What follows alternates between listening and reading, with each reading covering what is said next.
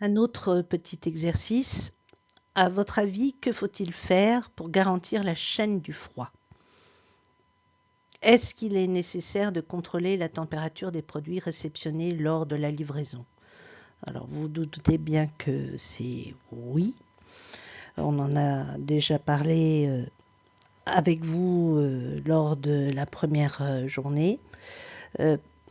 Il est extrêmement nécessaire de savoir si les produits qui ont été mis dans vos enceintes froides ou négatives, il faut absolument savoir si les températures étaient conformes avant qu'ils soient mis dans vos enceintes, parce que sinon il y a ce qu'on appelle rupture de la chaîne du froid. Donc vous devez évidemment vérifier la température des frigos. Donc j'avais vu que c'était fait par le livreur. Il doit consigner la température, savoir si c'est bien en dessous de 6 degrés pour le frigo. Et dans ce cas-là, il peut déposer les aliments dans le frigo. Donc oui, c'est utile. Est-ce qu'il est utile de contrôler le bon fonctionnement des chambres réfrigérées, que ce soit positif ou négatif? Évidemment. Évidemment, vous n'allez pas stocker des aliments qui sont à la bonne température dans des chambres réfrigérées qui ont des températures non conformes. Parce que, effectivement, vous risquez une multiplication des bactéries et donc une rupture de la chaîne du froid. Est-ce qu'il faut vérifier les étiquettes des produits et la date de livraison? Alors, oui, mais ça ne concerne pas la chaîne du froid. Vous aurez ce genre de questions un peu plus tard, c'est-à-dire bien sûr que c'est important de vérifier que le produit vous est bien destiné, qu'il correspond à votre bon de livraison et qu'il faut vérifier évidemment la date de livraison, mais ça ne concerne pas la chaîne du froid. Alors oui, c'est utile, mais non, ça ne concerne pas la chaîne du froid. S'assurer que les chambres froides fonctionnent. Bon, c'est exactement la même chose que la deuxième question.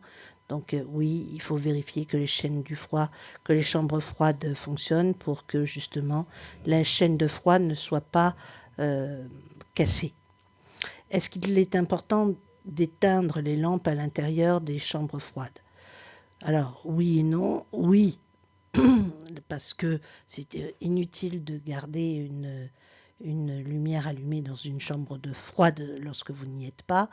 Et non, c'est pas grave au niveau de la chaîne du froid, puisque maintenant, dans la plupart des chambres froides, les lampes sont à LED et donc elles n'augmentent pas la température de la chambre froide. Ce qui n'était pas le cas autrefois lorsque les lampes à l'intérieur des enceintes étaient à incandescence. Donc effectivement, si on oubliait d'éteindre les lampes, et ça toute la nuit, ça pouvait augmenter la température de l'enceinte de quelques dixièmes, parfois d'un demi-degré, voire d'1 degré. Et donc, on pouvait éventuellement passer de 5 à 6 degrés et donc endommager les produits et donc jeter les produits lorsqu'on arrivait le matin. C'est plus le cas maintenant, hein, sauf si vous avez une vieille chambre froide et dans ce cas-là, il vaut mieux changer la lampe et la passer en LED. Est-ce que c'est important de fermer les chambres froides? Bien sûr que c'est important de fermer les portes des chambres froides parce que le froid s'échappe par les portes. C'est pour cette raison aussi que dans les grandes chambres froides, il y a ce genre de panneaux en plastique qui double la porte. Pourquoi? Parce que quand vous rangez les produits dans les chambres froides, vous êtes obligé de laisser la porte ouverte, mais ces grandes plaques de plastique transparent permettent de maintenir un petit peu quand même le froid à l'intérieur de la chambre froide. Donc c'est important qu'elle soit en parfait état et lorsque vous avez une livraison par exemple, et que le livreur soulève ces plaques de plastique transparent qui ressemblent à des rideaux, il ne doit pas les maintenir soulevés pendant que il fait la livraison. Les plaques doivent rester à la verticale pour essayer de maintenir au maximum le froid à l'intérieur de l'enceinte.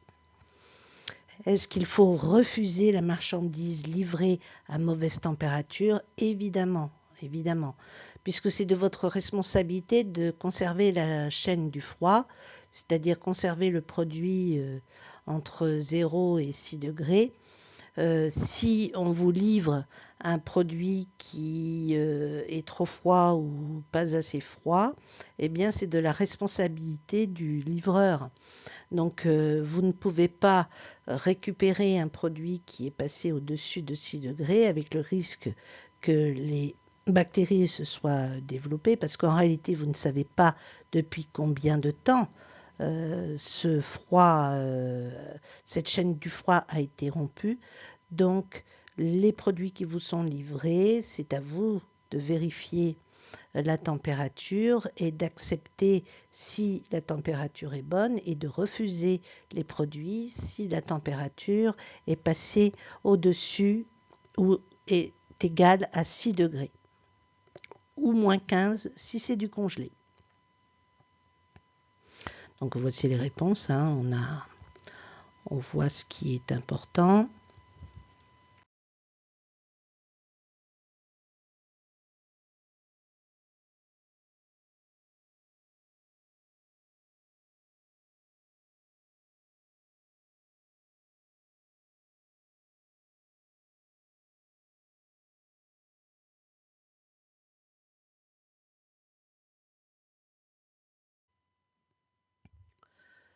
Les méthodes de vérification des températures, donc petite parenthèse, on ne peut pas se fier à la température qui est affichée à l'extérieur des enceintes.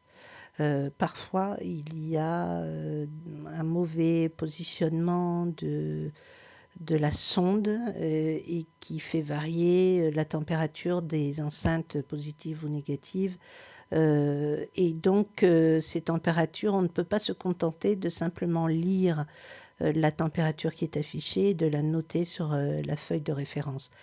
Qu'est-ce qu'il faut faire? Eh bien, comme vous avez dans votre frigo au sein de la crèche, il faut vérifier si la température qui est affichée correspond bien au petit thermomètre qui est dans votre enceinte. Si effectivement les deux sont cohérentes, eh bien dans ce cas-là, vous pouvez noter la température sur votre feuille. Si elle ne l'est pas, eh bien maîtrise du point critique, c'est-à-dire on va vérifier quelle est des deux la bonne température, on va refaire un contrôle. Et puis, on va faire le nécessaire. Donc, si tout va bien, c'est en dessous des températures réglementaires, tout est OK. Et si c'est pas OK, eh ben, soit on jette les produits et on va faire en sorte que l'enceinte fonctionne à nouveau et on va appeler un réparateur, par exemple.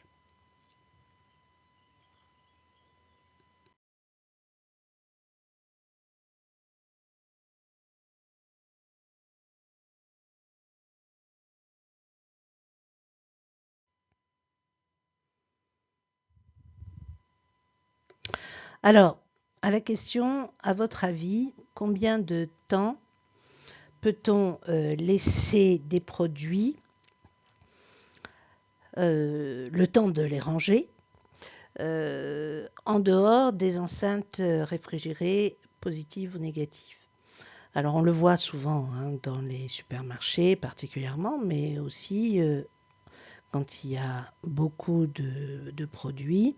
Donc ils arrivent dans les allées et puis il faut les ranger. Eh bien, le temps d'attente hors froid varie Mais clairement, il doit être en dessous des 30 minutes. Bon, la nouvelle législation dit qu'il faut qu'il soit de 20 minutes. Bon, 30, c'est toléré. 20 minutes, c'est le temps de multiplication des bactéries. Donc, vous pouvez appliquer ce temps-là. Alors, c'est variable. Alors, je vais vous dire pourquoi, même si ça doit tourner autour des 20 minutes.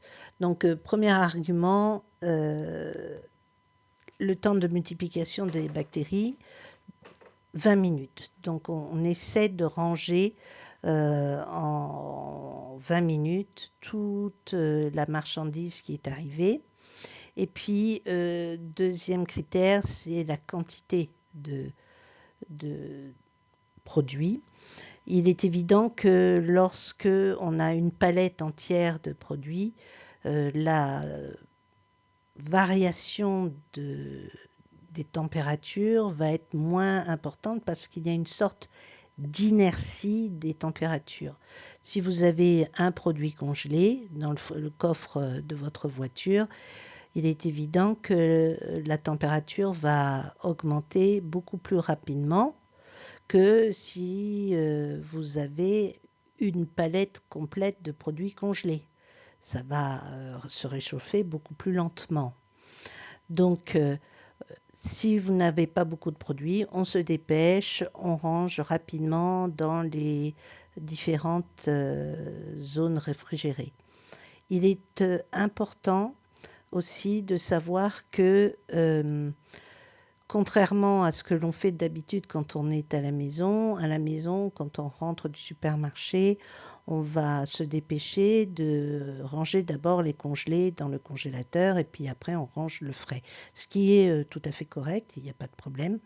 Par contre, quand on est avec une grosse structure et que vous avez une palette de réfrigérés et puis une palette de congelés, on va commencer à ranger d'abord le froid, le positif, c'est-à-dire dans les frigos. On va commencer par ça. Et puis ensuite, une fois que c'est fait, on rangera la palette de congelés. Alors ça revient à ce que je vous ai dit tout à l'heure. C'est-à-dire que le froid, c'est-à-dire ce qui va dans les frigos, ne doit pas dépasser 6 degrés et il est très rapide pour une température de passer par exemple de 4 degrés à 6 degrés, beaucoup plus rapide qu'une palette de congelés qui est autour de moins 18, moins 20 pour passer à moins 15. Donc, à la maison, il est normal de ranger les congelés avant le frais. Quand on a une grosse structure avec des palettes livrées, on range d'abord le frais et ensuite le congelé.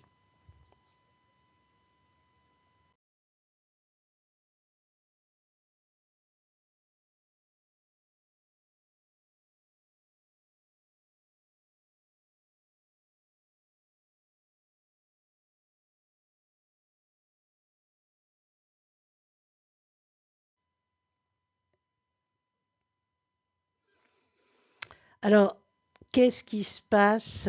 Pourquoi il faut éviter de décongeler puis recongeler un produit qui a été décongelé? Dans les produits frais que l'on va mettre au congélateur, chez les industriels, on va surgeler ces produits-là, c'est-à-dire qu'on va faire en sorte de les surgeler en moins d'une heure et de faire passer leur température du positif au négatif, donc de 2, 3, 4 degrés, ça va passer en moins d'une heure à moins 40 voire moins 70 degrés. Qu'est-ce qui se passe dans les produits? C'est-à-dire au niveau cellulaire, quand on congèle très rapidement, les cristaux d'eau qui se forment, de glace qui se forment avec l'eau contenue dans les cellules du produit, les cristaux vont être très petits. très petit parce que l'eau a cette particularité, c'est-à-dire que quand il fait froid, l'eau dans la nature va se transformer en cristaux et au plus le temps de congélation est long, au plus les cristaux sont gros. Donc, si on arrive à congeler en moins d'une heure un produit, c'est-à-dire que l'eau contenue dans les cellules va se transformer en glace, si ce temps est minimum, eh bien les cristaux d'eau contenus dans les cellules vont se former, mais vont rester tout petits. Et en restant tout petits, ils éviteront de percer la paroi des cellules. Et quand vous allez décongeler ce genre de produit, l'eau contenue, l'eau gelée dans les cellules va fondre, mais comme les parois des cellules ne vont pas être détruites par les cristaux, l'eau ne va pas s'échapper du produit pour donner ce genre de soupe un peu dégoûtante que les bactéries dont les bactéries vont se nourrir, puisque, pour rappeler ce qu'on a dit tout à l'heure, comme la congélation ne tue pas les bactéries, lorsque vous allez décongeler, les bactéries vont se réveiller et vont se remultiplier à nouveau. Si en plus de cela, elles ont une quantité importante de jus cellulaire à leur disposition, elles vont pouvoir se multiplier en se nourrissant très rapidement. Donc, ce qui fait que vous êtes en train de faire une bombe bactéricide, enfin de bactéries qui peut provoquer rapidement une intoxication alimentaire. Lorsque vous congelez à la maison, c'est-à-dire dans un congélateur à moins 18 degrés, le temps de congélation de vos produits est très long. Alors, je vous donne un exemple, ne serait-ce que l'équivalent d'un roast beef, par exemple, ou d'une grosse entrecôte qui fait 2 bons centimètres d'épaisseur, ou un rôti qui fait presque 10 centimètres de diamètre, eh bien, il faut entre 6, 8 heures, parfois 9 heures, avant que votre viande soit congelée à cœur. Pendant cette période-là, eh bien, les bactéries vont se développer, en tout cas celles qui ne sont pas encore congelées. C'est-à-dire que pendant 6 à 8 heures, les bactéries vont être stressées par le froid et vont se multiplier beaucoup plus rapidement que leur périodicité normale, c'est-à-dire de 20 minutes. Donc elles vont se multiplier rapidement, vite, jusqu'à ce qu'elles soient prises par le froid. En plus de ça, les cristaux de glace vont se former et comme je vous l'ai dit tout à l'heure, au plus le temps de congélation est long, au plus les cristaux sont gros. Alors, vous imaginez bien qu'en 6-8 heures, les cristaux à l'intérieur de chaque cellule de votre morceau de viande vont être énormes et vont avoir perforé la paroi des cellules de viande. Donc, c'est pour cette raison, peut-être l'avez-vous vous-même remarqué, lorsque vous avez congelé un morceau de viande à la maison à moins 18, moins 20 degrés dans votre congélateur et que vous allez le décongeler, eh bien vous allez vous apercevoir que au fond de l'assiette sur laquelle vous aviez posé votre morceau de viande, il y a plein d'eau. Et bien cette eau, elle vient des cristaux de glace qui étaient à l'extérieur de votre morceau de viande, mais pas seulement. Il vient aussi de l'intérieur de votre viande, toutes les cellules ou une grosse partie de vos cellules, des cellules de la viande ont été percées et le liquide va se répandre au fond de votre assiette. Et c'est un vrai bouillon de culture pour les bactéries qui se sont développées lors de la congélation et de la décongélation.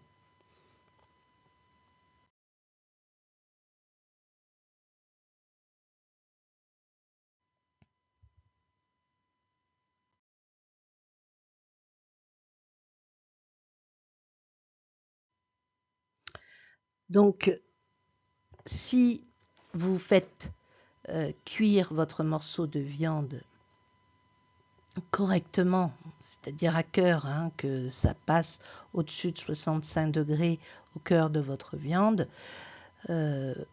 la qualité gustative de votre viande ne va pas être formidable.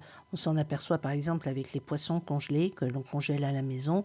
La viande est très sèche et vous avez compris pourquoi. Et puis si en plus de ça, vous recongelez un produit qui a été décongelé en plus à l'air libre et en dehors du frigo, eh bien vous êtes en train de refaire des bombes à retardement au niveau des bactéries. Donc, quand on a un produit surgelé et qu'on veut le décongeler pour le manger ultérieurement, il est impératif de le faire décongeler dans votre frigo. Parce que dans le frigo, entre 0 et 4 degrés, eh bien, la prolifération bactérienne, parce qu'il y en aura de toute façon, se fera moins rapidement et vous aurez un produit qui sera moins contaminé que si vous décongelez votre produit en dehors du frigo, sur la table de la cuisine ou sur le rebord de l'évier. Alors là, ça peut être dangereux, surtout si la cuisson n'est pas suffisante par la suite.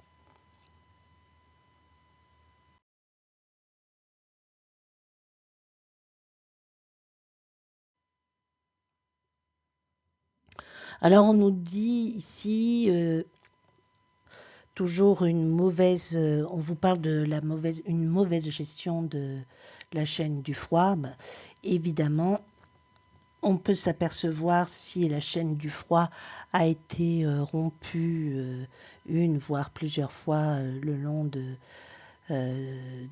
la vie du produit. S'il n'y a pas assez de froid ou du froid irrégulier, c'est-à-dire rupture de la chaîne du froid, congélation, décongélation, recongélation, décongélation, ça peut arriver et on le voit tous les jours hein, quand on va au supermarché. Eh bien, il peut y avoir une destruction de structure, on voit plein de cristaux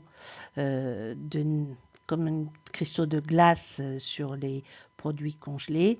Là, vous pouvez être sûr qu'il y a eu des problèmes de rupture de la chaîne du froid ou des sacs de légumes que vous achetez en supermarché qui sont en bloc.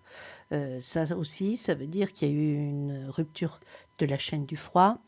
Parfois des maturations excessives comme les fromages, les fruits, les légumes. Je pense particulièrement aux bananes qui sont à peine arrivées à la maison, au bout de 2 jours, elles sont toutes noires. Ça veut dire que là aussi, il y a eu trop de froid, et puis du chaud, puis du refroid. Donc, elles ont tendance à mûrir extrêmement rapidement. Il peut y avoir des déclenchements de réactions enzymatiques à cause de la rupture des cellules. Donc avec une maturation et puis un dégagement d'odeur. Quand il y a des odeurs, c'est des bactéries. Hein. Donc les bactéries sont très, très, très présentes, trop.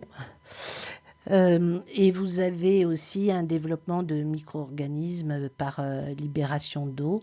Donc, par exemple, votre bif qui libère beaucoup d'eau parce qu'il y a eu une rupture des cellules et parce que aussi les bactéries vont se développer. On peut avoir ça aussi sur le jambon avec cette couleur verte, mais pas seulement ce côté un peu gluant.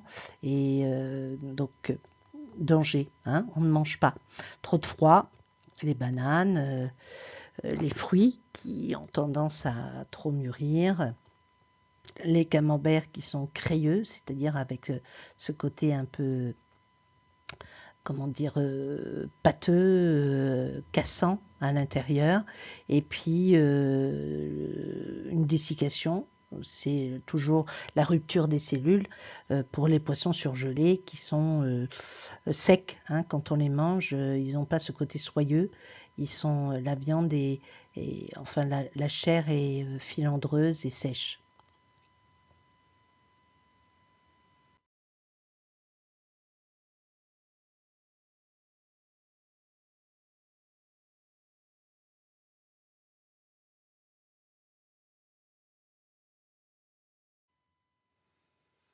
Rapidement, donc tout à l'heure, je vous en ai parlé.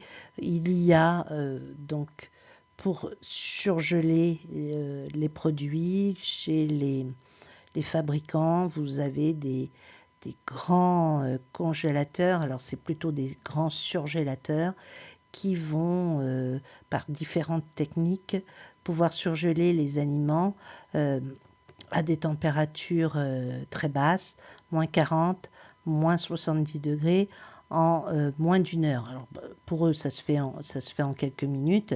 Et nous pouvons le faire, mais il n'y a que quelques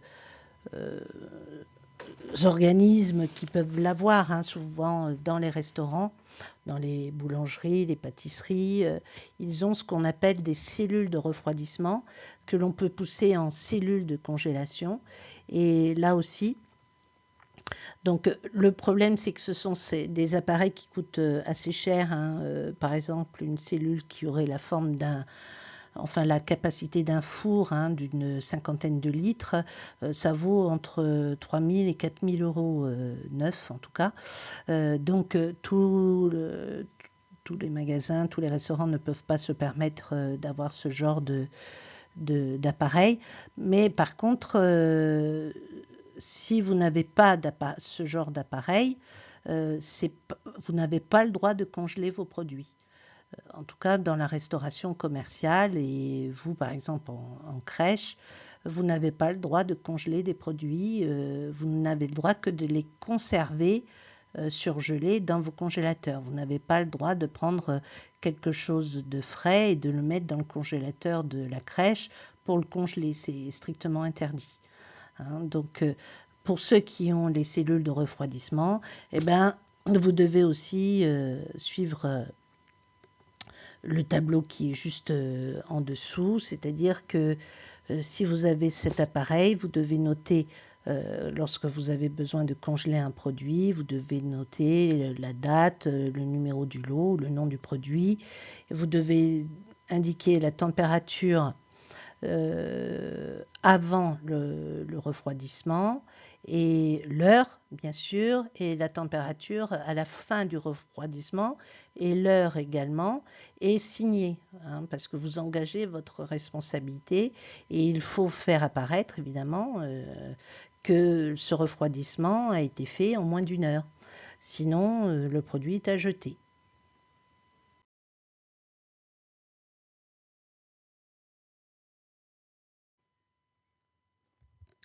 Maintenant que nous avons vu la chaîne du froid, nous allons voir ce qu'est la liaison chaude. Alors, au niveau de la conservation d'un produit, donc lorsque l'on va le faire cuire, on va demander à ce que la température à cœur du produit soit au-delà de 63 degrés. Et il faut que cette température soit maintenue jusqu'à la consommation. Pourquoi? Eh bien, parce que puisqu'il y a des microbes partout autour de nous et que le produit a été cuit, donc on sait qu'au-delà de 63 degrés, les bactéries sont mortes, eh bien, ces bactéries que justement nous avons partout autour de nous risquent de coloniser le produit cuit. Donc, ça veut dire aussi que entre le moment où il va sortir de cuisson et le moment où vous allez le proposer aux clients ou aux enfants, il faut que ce temps soit le plus court possible pour éviter justement qu'il y ait une prolifération de bactéries, en tout cas d'abord une contamination par les bactéries, et qu'elles profitent du fait que la température baisse pour pouvoir se multiplier sur un produit qui est soi-disant exempt de bactéries. Donc on va se dépêcher. Dans la restauration rapide, par exemple, ce temps est de 10 minutes. Ça veut dire qu'entre le moment où le produit va sortir de cuisson, où il peut être conservé d'ailleurs dans des appareils qui maintiennent la température au-delà de 60 degrés. À partir du moment où il sort de cet appareil et qu'il va être donné au client, il faut que ce temps soit inférieur à 10 minutes. 10 minutes, pourquoi? Parce que c'est inférieur au temps de multiplication de la bactérie. Donc on estime que nous, on vend un produit qui est exempt de bactéries et il ne faut pas que le temps de donner le sandwich ou l'assiette au client, eh bien, qu'il y ait eu un temps suffisant pour que les bactéries contaminent à nouveau le produit et se reproduisent avant que le produit soit ingéré. Donc, on va se dépêcher, 10 minutes maximum. Au-delà de ces 10 minutes, eh bien, le produit doit être jeté. Évidemment, ça fait râler et puis c'est assez choquant, mais c'est le seul moyen de garantir la salubrité des aliments. Donc on doit se dépêcher ou maintenir au chaud le produit au-delà de 63 degrés pour éviter toute multiplication bactérienne.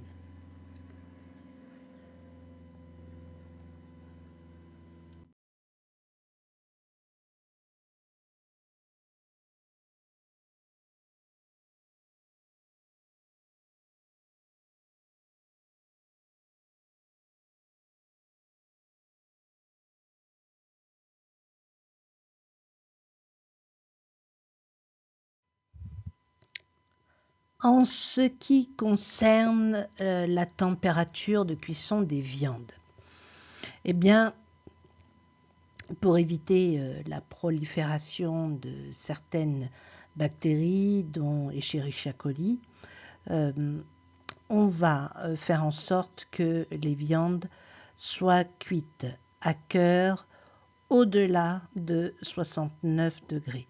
Donc, on va devoir mettre le thermomètre à sonde à la fin de cuisson dans la viande pour vérifier que la température a passé les 69 degrés.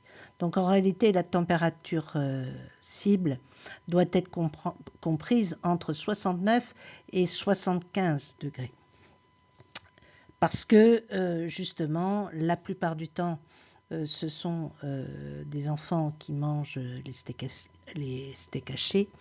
Et donc, pour éviter qu'ils soient intoxiqués par Escherichia coli, eh bien, on va permettre à cette viande d'être bien cuite. Alors, certainement trop cuite par rapport à certains, parce que les steaks hachés, souvent, on a tendance à les manger grillés sur le dessus et encore très rosés, voire presque crus à l'intérieur. Donc ça, dans les restaurants, si un adulte réclame ce genre de cuisson, bien évidemment, on le lui fait. Les adultes sont quand même moins fragiles que les enfants ou les personnes âgées, mais pour les enfants, la température de cuisson doit dépasser les 69 degrés, donc voire les 75. Donc évidemment, le steak est très cuit. Alors c'est pour cette raison d'ailleurs que dans la restauration rapide, la plupart du temps, les steaks sont très minces, ce qui permet une cuisson efficace jusqu'à 75 degrés sans dépenser trop d'énergie, 73, 74, 75 degrés. Donc ils vont être très cuits, mais c'est pour garantir donc un niveau d'hygiène du de salubrité du steak pour que justement, puisque ce sont la plupart du temps des enfants qui mangent dans la restauration rapide, au moins on est sûr qu'ils n'auront pas d'intoxication alimentaire. Bien sûr, ces steaks sont, une fois la cuisson terminée, ils sont conservés dans des appareils, ce qu'on appelle des armoires chaudes, même avant qu'ils soient mis dans les sandwichs. Donc on va les conserver à des températures, l'armoire est en général autour de 80 degrés, pour que justement la température à cœur du steak reste au-delà des 69-75 degrés. Alors évidemment, ça assèche la viande, mais ça garantit la salubrité du produit.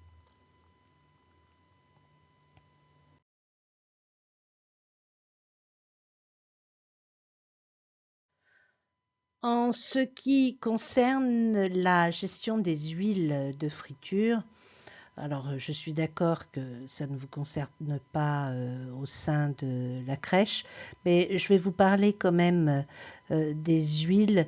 Il y a aussi pour les huiles certaines vérifications à faire. Lorsqu'on fait chauffer une huile, on va vérifier si la couleur de l'huile est réglementaire, c'est-à-dire que une huile de friteuse ne doit pas être marron, elle doit être jaune, jaune clair, jaune orangé, suivant évidemment la provenance de l'huile, mais certainement pas marron, elle doit être transparente. Pas d'odeur anormale quand quand on réchauffe l'huile, il ne doit pas y avoir d'odeur forte qui sorte de la friteuse. Elles ne doivent pas, l'huile ne doit pas fournir de bulles paresseuses, c'est-à-dire ces petites bulles qui se forment et qui ont du mal à se crever. C'est-à-dire que c'est normal que lorsqu'on plonge quelque chose dans de l'huile chaude, ça fasse des bulles, mais les bulles doivent rapidement crever et éclater, et l'huile doit ne doit pas fournir comme un genre de mousse qui a du mal à redescendre. Ça s'appelle les bulles paresseuses. On doit aussi vérifier, lorsque l'huile chauffe, qu'il n'y ait pas de fumée noire qui s'échappe de l'huile. On doit vérifier aussi, et ça, on l'a rarement à la maison et même dans certaines cuisines, alors que c'est complètement obligatoire, on doit vérifier l'acidité de l'huile. Lorsque l'huile se détériore, ça ne se voit pas forcément, elle peut rester transparente et jaune clair, et pourtant elle peut contenir une quantité trop importante de concentré polaire, c'est-à-dire d'acidité. Donc on doit avoir soit un genre d'appareil qui ressemble à le bout d'une épée que l'on va tremper dans l'huile et qui va faire apparaître le pourcentage de concentré polaire, ou éventuellement avoir des petites languettes qui ressemblent à du papier pH que l'on va plonger dans l'huile et qui va, suivant la couleur du papier, donner le pourcentage de concentré polaire. Alors le pourcentage maximum autorisé dans les huiles, c'est 21%, ce qui est peu, mais qui va permettre la non-toxicité de l'huile pour les consommateurs. Donc il va falloir évidemment, lorsqu'il y a des friteuses, entretenir les bacs, et puis les vidanger, les curer. Alors lorsque je parle de bac à graisse, évidemment, on ne doit pas à moins qu'on en ait, un bac à graisse spécial pour les huiles de friteuse, mais les huiles de friteuse ne doivent surtout pas être éliminées dans les éviers. Vous devez avoir des bacs spéciaux qui doivent être récupérés par un prestataire qui va récupérer les huiles pour les recycler.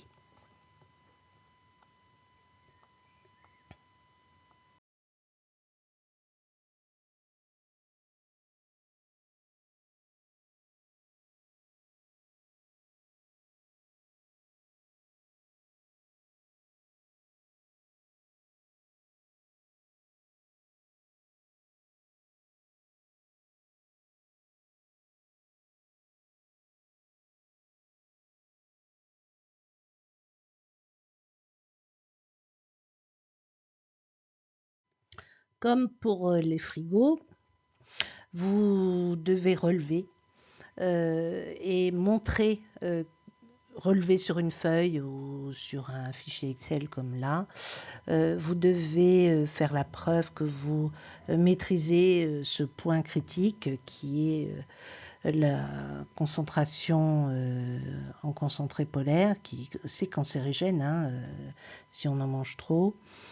Donc vous devez faire la preuve au service des DPP que vous maîtrisez ce point critique. Donc vous devez pour chaque friteuse dire quand, à quelle date vous avez relevé la concentration d'acidité de chaque friteuse. Si c'est OK, c'est-à-dire si vous êtes en dessous des 21%, l'huile n'est pas à changer. Et si vous êtes au-dessus des 21%, eh bien l'huile est à changer à la fin du service, par exemple. Et évidemment, comme à chaque fois, vous marquez le jour, l'heure, et la personne qui s'est occupée de ça doit signer.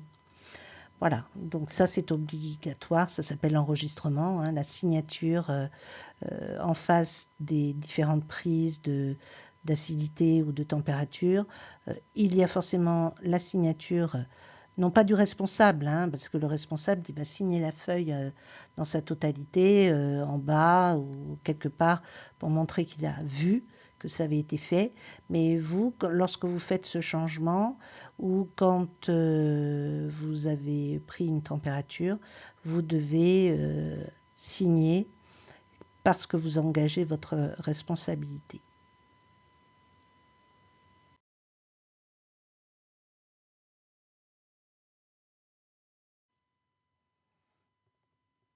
Alors, en conclusion, donc, quelles sont vos obligations? Donc, vous devez respecter les températures réglementaires de la conservation des produits qui sont définies au verso ou fixées par le fabricant, ou notées donc sur les étiquettes.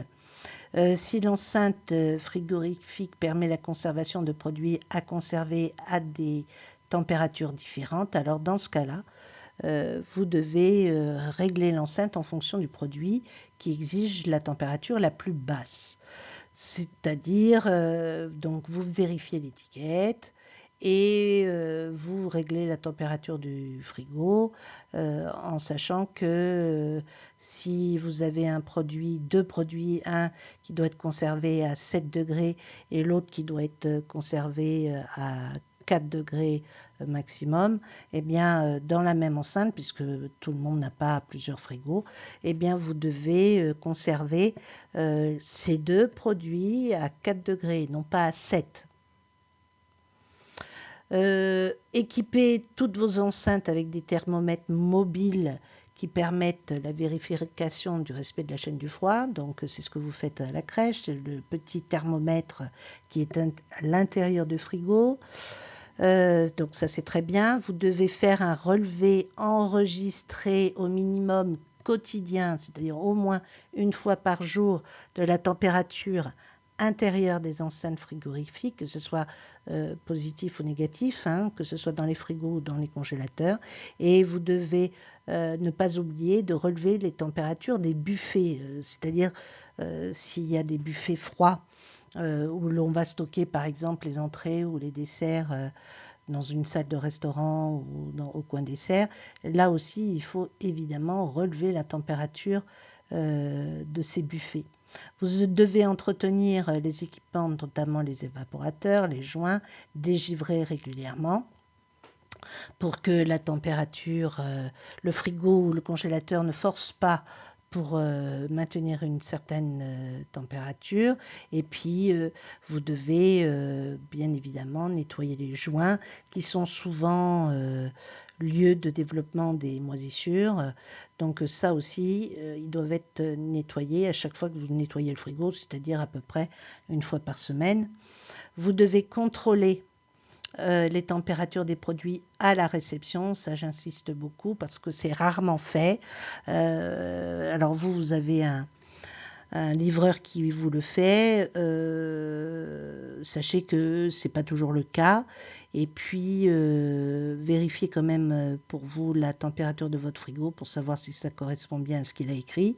Et puis avant de donner la nourriture aux enfants. Et puis, évidemment, quand c'est un restaurant, ça doit être fait. Il doit y avoir quelqu'un à la livraison qui doit vérifier la température des produits à livraison et refuser la marchandise si la température n'est pas correcte.